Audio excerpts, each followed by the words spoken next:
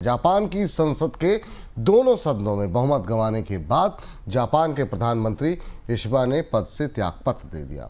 त्यागपत्र के बाद अगला प्रधानमंत्री चुने जाने तक इशिबा फिलहाल कार्यकारी प्रधानमंत्री के तौर पर पद पर बने रहेंगे। इशिबा के इस्तीफे से जापान में आर्थिक अनिश्चितता बढ़ने की आशंका है और इसी आशंका की वजह से जापान की करेंसी येन में अब गिरावट गहराने लगी है। सर, इशिबा के इस्तीफे के बाद अमेरिका और जापान की डील का फिर क्या होगा? इस पर बड़ी निगाहें हैं क्योंकि इशिबा ने यह कहा था कि जापान और अमेरिका की संधि हो गई है और अमेरिका ने जापान के ऑटोमोबाइल पर टैरिफ को 15% कर दिया था और उसे लागू करने का आदेश भी हो गया था। इसके बाद इशिबा का इस्तीफा हो गया।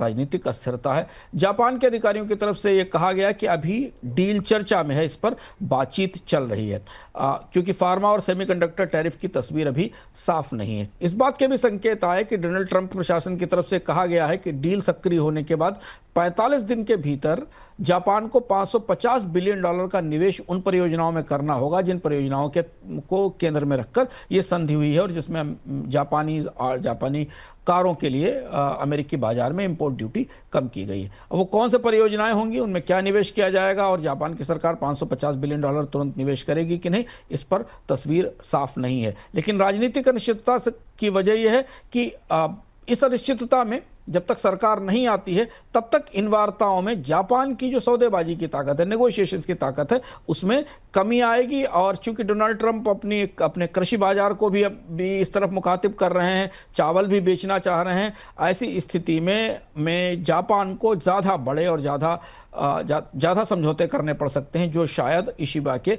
रहते नहीं हो पाते थे। और जापान का जो नए पीएम आएंगे, जो नए प्रधानमंत्री आएंगे, उन पर अमेरिका का दबाव बनने की संभावना है। तो इस डील को लेकर, जो डील लागू हो चुकी थी, इसको लेकर बाजारों में भी संशय है और कूटनीतिक हलकों में भी संशय है। आने वाले दिनों में दोनों देशों के बीच कोई एक और दौर की बातचीत के बाद क्या तस्वीर बनती है, इससे स्पष्ट होगा कि वास्तव में जापान और अमेरिका की ट्रेड डील चलेगी भी कि अभी इसे ठहरना पड़ेगा।